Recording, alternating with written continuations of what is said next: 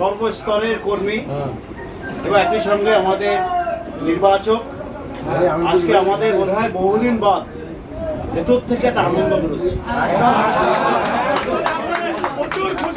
আমরা যেন এর আগে নিজের বাড়িতে নিমন্ত্রণ করতে আসতাম, আজকে মনে হলো ফ্রি। আর আমার সঙ্গে পুরো পরিচয় থাকার সুবাদে আমি তো ওনার সঙ্গে বহুদিনের পরিচয় আমার, তো সেই সম্পর্কটা যেন নবীকরণ করা হলো আজকে। আর আমি আমার ব্যক্তিগতভাবে আমাদের লিডার মমতা বন্দ্যোপাধ্যায়, অভিষেক বন্দ্যোপাধ্যায়ের, যেটা মেহেদির মানে একেবারে আমাদের কি বলি স্লগবারে পরপর চক্কা, এত ভালো সিলেকশন আমরা আশাও করতে পারিনি।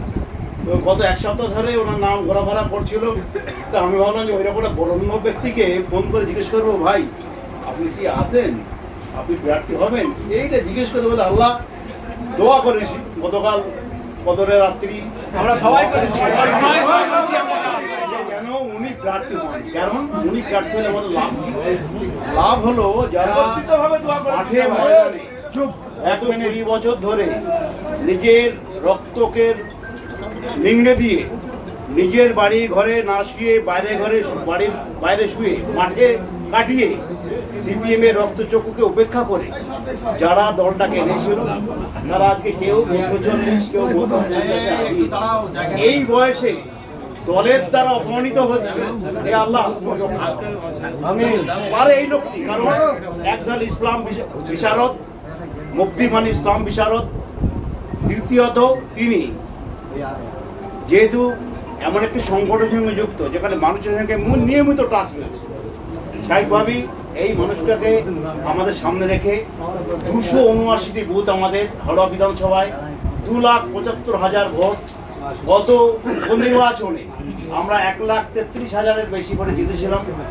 এবং যেই ভোটের আমরা বরাবর বলি উৎসর্গ করি কাদের, যারা বুথ স্তরের কর্মী, যারা অঞ্চল স্তরের নেতা, যারা স্টেজে দাঁড়িয়ে গলা ফাটিয়ে বক্তব্য রাখে, আজকে তারা কেমন যেন উপেক্ষিত, অনুচ্চারিত ছিল।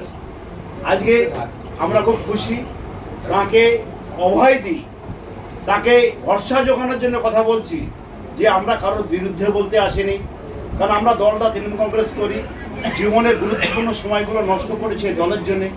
আজকে সেই দল থেকে যদি উপেক্ষা চলে আসে, সেই দল থেকে যদি অপমানিত হতে হয়, তার থেকে কষ্ট আর কিছু নেই।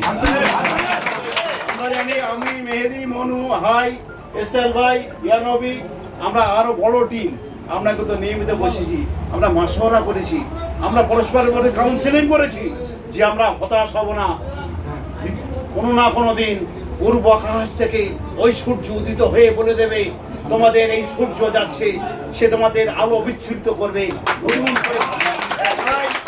29 তারিখ, এই 1 মাস রমজান মিটছে, আগামী 21 বা 22 তারিখের পর আমরা ঈদের পর লড়াই করবো প্রতিটা বুথ স্তরে।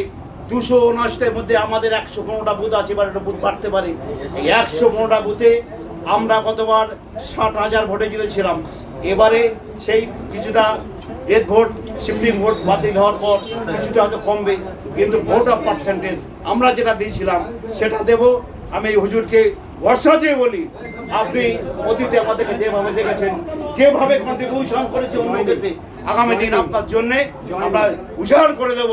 এবং আউট অফ 294, এই 294-এর মধ্যে আপনাকে সর্বাধিক ভোটে জিতিয়ে রাজ্য বিধানসভায় পাঠিয়ে